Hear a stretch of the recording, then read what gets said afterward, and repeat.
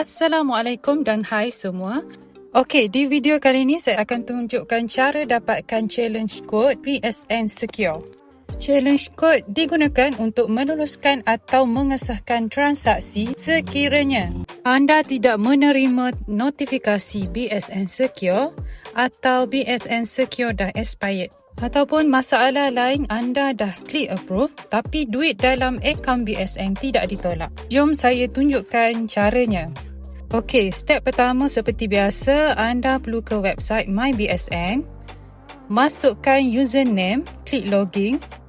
Security phrase, klik yes. Masukkan password. Kemudian klik login. Untuk video kali ini, saya akan tunjukkan cara transfer ke akaun Maybank. Seperti biasa, klik di sini. Pilih transfer, klik interbank fund transfer. Kemudian anda perlu lengkapkan ke semua maklumat penerima. Okey, bila semua dah settle, klik submit. Anda perlu klik right pada kotak yang diberikan. Kemudian klik confirm. Biasanya anda akan terima push notification untuk pengesahan transaksi, tapi bila buka aplikasi BSNsecure, dia tidak keluar butang approve atau BSNsecure dah expired. Okey, caranya anda perlu tunggu selama 30 hingga 60 saat. Lepas tu, anda akan menerima request code. Klik pada request code. Okey, dekat situ akan dipaparkan challenge code 6 digit. Sebelum tu, anda perlu ke aplikasi BSNsecure. Kemudian klik dekat request for secure TAC. Masukkan challenge code 6 digit tadi.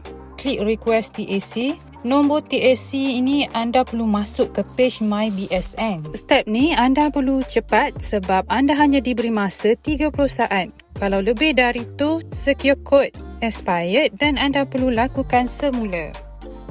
So, anda perlu pergi semula dekat website MyBSN tadi. Masukkan secure TAC tersebut dekat bahagian ni. Kemudian klik confirm. Okey, transaksi telah berjaya. Untuk dapatkan resip ni, seperti biasa, klik pada print. Okey, itu sahaja tutorial kali ini. Semoga dapat membantu anda. Jumpa lagi di next video. Assalamualaikum.